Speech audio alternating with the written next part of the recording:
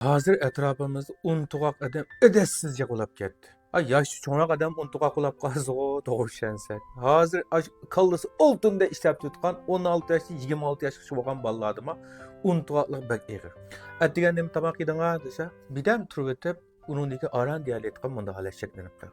İnkas bek asta. Endi mushu unutugaklyk zat nima sababdan kep chiqato degan chaqda buni yig'inchaqlab hozirgi mushu jamiyatimizga hisoblab aytgan chaqimizda ko'p qismi uyqusizlik. Adam uyqusiz qolgan chaqda menga bak charchab ketadi. Menga charchaganlikdan unutugak bo'lib qoldi. Unutugak uyqusizlik nihoyat osonlam charchashdi. Oson chechilish kelib chiqib qo'ydi. Chechilayotgan odam achchig'i yomon bo'lib qoldi. Achchig'i yomon odam ichi titildaydi.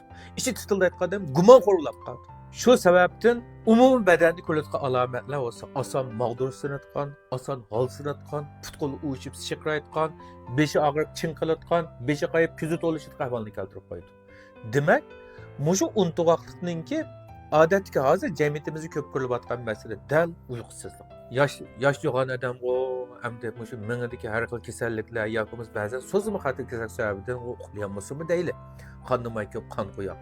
Mushu yosh bolalar, o'smir bolalar nima uchun uyqusi yaxshi emas? Bular ko'p qismi telefon, televizor, har xil bazmi hollarda kechini tong atqizyapti.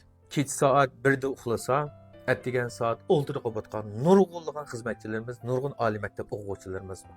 Mushunda badan bir qatim bardash chiqib, ikkinchi qatim bardash bergan chaqada menga bak charchaydi. Shuning bilan tabiiy holda uyqusizlikni keltirib qo'ydi. Uyqusizlik kuchaygan unutug'ak. Shuning bilan yuqorida men deganga o'xshash alomatlar kelib chiqib, unutug'aklik hozir jamiyatimizda keng tarqalyapti. Hattoki ba'zan 40 yoshda atrofidagi ba'zan otalarimiz o'zimizning farzandining ismini damolliq unutib qo'yotgan adamlarimiz yo'q emas. Bak, ota-onamizning ismini unutib qolgan yoshimizmi taxib. Bak, shuni demak, uyqu supatinglarni obdan yaxshilay olsanglar, bularni kishilikdagi uyqu supati bak muhim. Kunduz kunlikda har qancha uxlab ketinglar, badan o'zini-o'zi tozalay olmaydi. Faqat kechsalam odamning badani o'zi-o'zi tozalab chiqadi. Shunga jamiyatimizga mushu to'liq unutug'aqlab qolgan qarindoshlarimizning bo'lsa, kech soat 10 da uxlab olishga kafolatlik qilsak, uyqumiz kamisiga yotsak, yostiqqa beshimizni qo'yib bir gün emas, ikinci gün, ikinci olması, hiç olmasa 4. günden başlar tabiiy holda bedenimiz uyquga ko'nadi. Uyqu sifatimiz yaxshilansa, unutug'aklik ahvollar tamamen yo'qaydi. Sizlar bizdan davoil mishki degan dorini yeyishinglarning hojati yo'q.